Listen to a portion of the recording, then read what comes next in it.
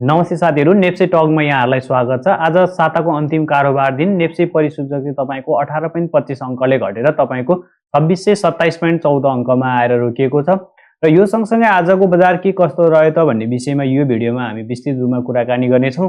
र त्यो भन्दा अगाडि तपाईले मेरो च्यानललाई सब्स्क्राइब गर्नुभएको छैन भने सब्स्क्राइब गरिदिनु होला र भिडियोलाई मन परेमा लाइक र साथीभाइहरुको माझमा शेयर पनि गर्न नबिर्सिनु होला भन्दै अब भने लागौं हामी आजको भिडियो तर्फ है। सबैभन्दा सुरुमा त हामी आजको ग्राफ हेरौं है। ग्राफ हेर्दाखेरि तपाईको सुरुमा जसरी हाम्रो मार्केट थोरै खोल्ने बित्तिकै थोरै बढेको थियो र त्यसपछि तपाईको हाम्रो मार्केट चाहिँ घटिरहेको देखिन्छ यहाँनिरबाट।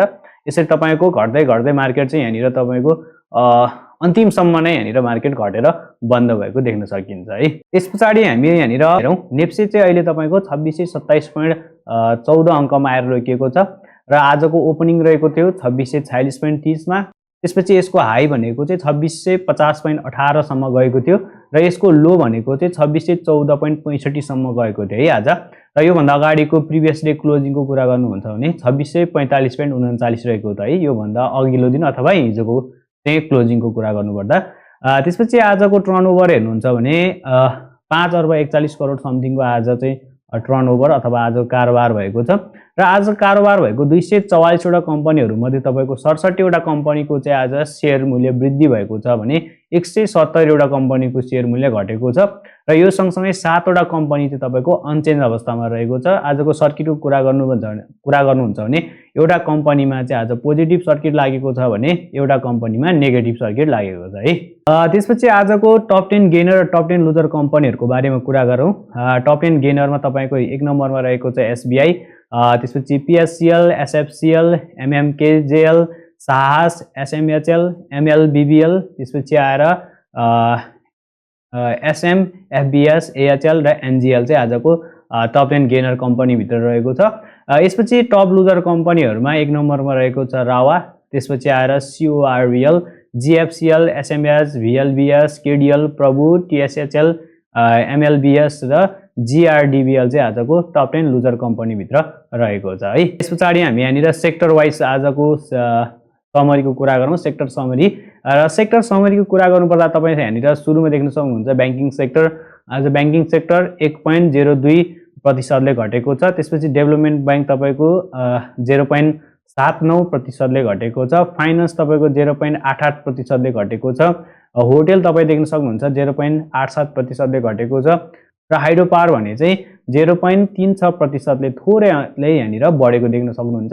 त्यसपछि इन्भेस्टमेन्ट तपाईको 0.92% ले घटेको छ। लाइफ इन्स्योरेन्स पनि तपाईको 0.52% ले घटेको छ। म्यानुफ्याक्चर तपाईको 1.26% ले घटेको छ।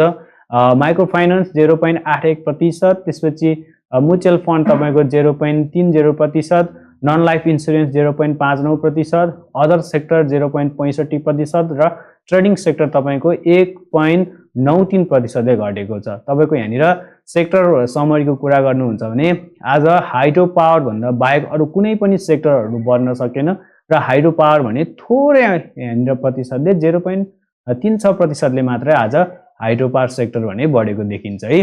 र त्यसपछि आजको टप भोल्युम सहित कारोबार भएको कम्पनीहरुको कुरा गरौँ र यसमा 1 नम्बरमा रहेको छ पीएचसीएल, त्यसपछि केबीएल, साहस भयो, एचआईडीसीएलपी, पीसीबीएलपी, प्रभु भयो हैन, अनि त्यसपछि आएर एसबीसीएफ, आईसीएफसी, एसएफसीएल, एनएलजी, एसबीआई, सीजेडबीआईएल अप्पर रहेको छ आजको टप भोल्युम सहित कारोबार भएको कम्पनीहरु।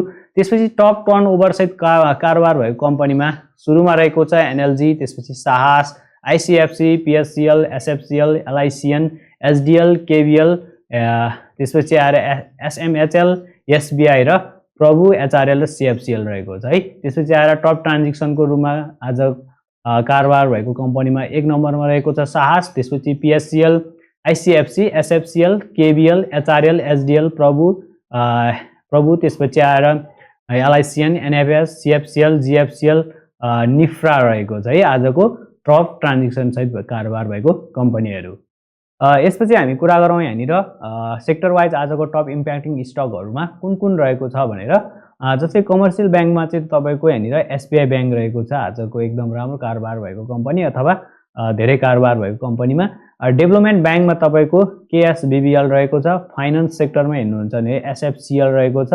होटल एन्ड टुरिज्ममा तपाईको यहाँनिर सिटी होटल रहेको छ, हाइड्रो पावरमा तपाईको पिएससीएल रहेको छ, इन्भेस्टमेन्टमा तपाईको सिएचडिसी, लाइफ इन्सुरेन्समा एनएलआइसिएल रहेको छ, म्यानुफ्याक्चरिङ एन्ड प्रोसेसिङमा बिएनटी रहेको छ, माइक्रो फाइनान्समा एमएलबिबिएल रहेको छ, नन लाइफ इन्सुरेन्समा तपाईको एनएलजी रहेको छ, अदर्समा तपाईँ हेर्न सक्नुहुन्छ एनआरएम र ट्रेडिङ सेक्टरमा तपाईको बीबीसी रहेको छ है। र यो सँगसँगै साथीहरु आजको हाम्रो भिडियो चाहिँ यति नै रहेको छ। तपाईलाई आजको यो भिडियो कस्तो लाग्यो कृपया कमेन्ट गर्न नबिर्सिनु होला र भिडियोलाई मन परेमा लाइक शेयर र च्यानललाई सब्स्क्राइब गर्नु भएको छैन भने सब्स्क्राइब पनि गर्न नबिर्सिनु होला भन्दै आजको लागि भने भिडियो यति नै। अर्को नयाँ भिडियोमा हामी फेरि भेटौँला।